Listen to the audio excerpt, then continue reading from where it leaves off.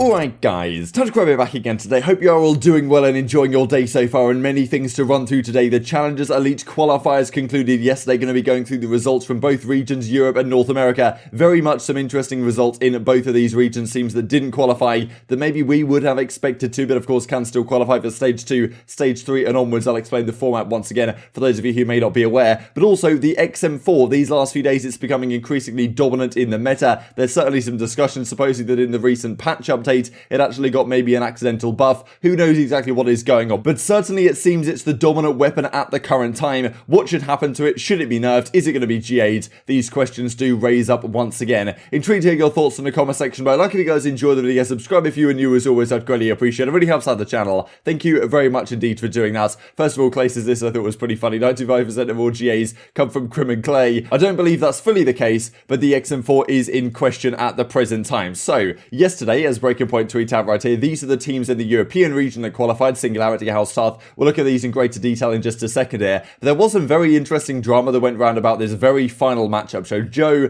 Dave, Nolson and Loony, that was a team. They were down 2-0 I believe to a German squad, and then the hacking accusations start to come out, right? And some of these German guys, I think they'd even been to the World Championships before, and there's certainly some explanation from one of the guys on this team to say, look, there's no reason why we would cheat, because as you can see in this tweet right here, they had a matchup against Josh's team earlier in the day, and Josh's teammate Harry for some reason couldn't get home, and therefore they had to play 3v4 first map. And as Pact is saying here, look, we could have scrubbed these guys very easily and taken the victory, but now you're saying, okay, we waited 80 minutes to give them a fair match just to go on to cheat anyway. Like, there's no reason we would ever be cheating in a circumstance like this. So pretty incredible stuff. You can see this screenshot right here of Joe talking to the admin, trying to explain that these guys are cheating, something dodgy's going on. So Joe's team ends up going down 2-0. The match gets delayed while these kind of hacking accusations come out, and then Joe's team ends up, well, making the reverse sweep, winning 3-2 to qualify for the Challengers Elite. So a lot of drama. Yeah, very frustrating to be honest that we even have to talk about some of these issues. So then these are the 8 teams that qualify from Europe as Crone tweeted out. So Afro, Defrag, Gizmo and Weeman, Nasty, Harry, Vortex, Josh, Aroma, Genesis, Disarray, Niall, Dave, Nolson, Lily and Joe in that, well, questionable matchup we just talked about. Hydra's team also qualifies. That's with Whalers on it. Henry and Keza, BB Connor, Callum, Chain, Hixie, Journey, Lucky, Metals, Nvidian and the Singularity guys as well. In the North American region, it looks like the following. So the Wester guys qualified, of course, as expected. The BBG team qualified as well, so that's Built by Gamers, GodRx, Kismet, Panda, and Pentagram. New York Subliners Academy as well. Proto, Exotic, Mayhem, and Zinx. Also, Zed's team qualified pretty interestingly. So these are the teams that got in. Sibilants team, FeLo's team, Phantom's team as well. And so yeah, pretty much most of the teams that you would have expected. But some big names, in especially the North American region, missing out on this. And Zed's team really is the interesting one, right? Given that they've had a pretty interesting season. They were teaming with Doug earlier on. Then Jerd came in. Goonjo was on the squad for a while. He now then went to team with John. And well, it seems like this team is actually the one that has qualified, picking up this new guy called Tay, who well turned into a bit of a reaper supposedly this tournament, as he says right here. Let's go qualify for the Elite. Never doubt me. So fair play to those guys making it in the top 8. Effectively, if you guys aren't aware precisely of what the Challengers Elite is, it's effectively like a mini Pro League for the top amateur teams in both regions. So alongside the Pro League this season, where we've got the 3 home series and then the major, effectively the Challengers Elite, those 8 teams are going to be doing the same thing. The top 4 at their kind of major event at the end of the stage, they stay on for next stage, and then the bottom 4 go down to an elimination gauntlet where all the other teams that just failed to qualify this time round can give it another go. And there's many teams that did fail to qualify, which is pretty interesting, right? Because the New York Subliners Academy qualified, but the Gorillas Academy, they failed to qualify. That's Exceed, that's Chino, that's Mental, and that's Nero Poison. Those guys failed to make it in. They lost to Mohawk and Co actually, which didn't end up placing, well, they didn't end up qualifying anyway. So LAG Academy ended up placing top 24. We get also Morks, Aches, Lacefield and Llama. They failed to qualify for the Challengers Elite. So of course, as we say, in a month or so's time, they'll have another opportunity to re-qualify, but it's not ideal for some of these guys. Only the best 8 teams make it.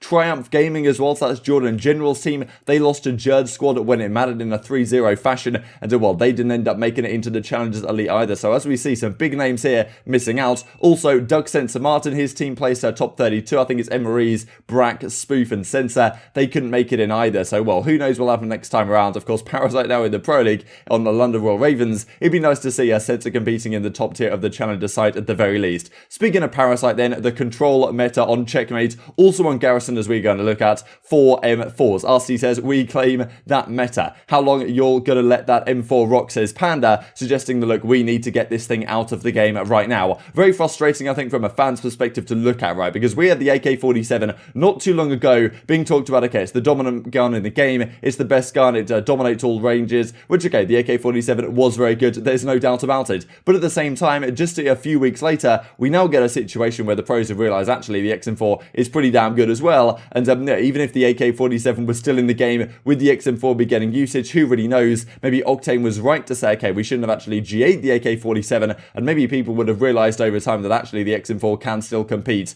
Yeah, who really knows what's going on? But as we can see in this tweet right here from Jetski, while I love watching FaZe learn so much, this is on Garrison control, and Parasite, of course, was talking about the same thing on the Checkmate control, but as you can see, this is the squad with Parasite, Shorty, Alex, and Dylan. Parasite not officially confirmed yet, so his name isn't appearing right here, but they're playing up against Atlanta FaZe, and you can see 4 M4s being used on the side of the FaZe Clan guys, and last he says, look at the guns right now. So what exactly is going on? What can we potentially do about this? Who really knows? What I would love to see is some slight nerf to the XM4, because the XM4 is in the preset classes right now. The 74U, the dominant SMG, that's how it's going to be the entire season long. The Krig, well, you never know, maybe the MP5 becomes viable again, and we're just sitting here looking at Modern Warfare again with MP5s and M4s. Hopefully that's not the case, but the MP5 is certainly a more traditional SMG if it got something of a buff. Who really knows exactly what they're going to do? But I imagine the 74U stays. The Krig is still viable in certain circumstances. On certain maps it can be used in Search and Destroy, I think especially. On Moscow it can be viable. I think on Checkmate at times it can be viable as well. But the M4 right now seems to be the weapon which is the go-to, and all the slayers in the game really are trying to use the XM4 to the best of their ability. And well, as you can see right here, all of FaZe are using it here on Garrison control, on sightlines, which seem to work pretty much well for that type of weapon. Maybe feeling they don't actually need a 74U to go in first, given that the 74U, even though it's kind of a fast weapon, maybe feeling they don't even need an SMG and AK-74U to fly in first for them just because the M4 is way too strong. And well, obviously it is a very good weapon. The question is, I suppose, what do we potentially do about it? I think I would like to see some sort of maybe slight nerf to it, maybe in the recoil sense, maybe in a, some other sense just about, to make it a little bit more difficult to use, because I definitely think that right now the trend has been these last months or so that the XM4 is now the dominant weapon meta in the game, and that's pretty unfortunate to watch, right, because we're not really going to see any Krigs, we may see less and less 74Us, and I don't really think we want that from a fan perspective. Yes, it is in the preset classes, which means it's going to be used. I don't think it's going to be GA'd really, but right now as it stands, it seems like the weapon meta is definitely favouring the XM4. So maybe a slight nerf in some aspects could help. You could look at something like the recoil, you could look at something like the handling, even though the handling's already kind of awkward in using it, but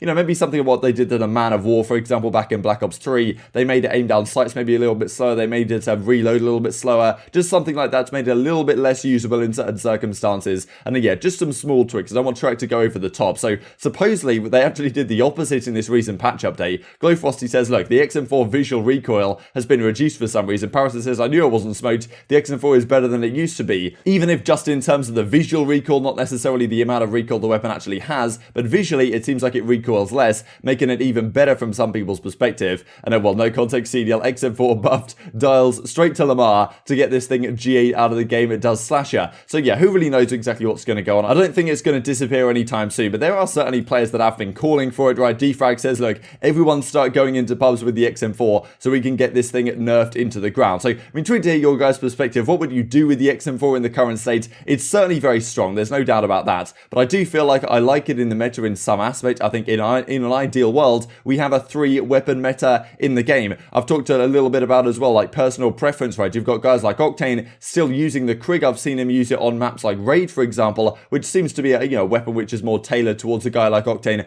Absolute laser beam, just like the ICR with Grip 2 from way back in Black Ops 4, which he was so good with. So, I would like to see a personal preference meta, but it maybe is getting to the point now where the XM4 is kind of people realizing, like, this gun is way too good, and I can't really justify using a Krig in certain circumstances, and we get a 2-weapon meta with no Krigs at all, where the XM4 is actually the dominant one, even over the SMG. I don't think that's ideal. I think I would like to see maybe 1, 2 M4s on the map, and then one Krig most of the time, and then 2 74Us. I think pretty much that's the ideal meta. Maybe kind of what we had back in World War II when 2 PPSHs, pretty similar to the AK-74U, then 1 bar, 1 STG in certain circumstances. That's pretty much what we're looking at here, I think, with the XM4 and the Krig. In an ideal world, maybe the XM4 needs some slight tweaking to make that possible. I'm sure the pros are trying to feed this stuff back, because I think it's pretty frustrating to look at from a fan perspective and see all these complaints about the XM4 when we saw exactly exactly the same thing not too long ago about the AK-47, and we know what happened with that. So time will only tell. Just wanted to finish off with this quick tweet from Madcat here. Of course, you know, coming back to that whole cheating accusation stuff, a rule has to be implemented, something like mandatory streams for all players participating in the challenges.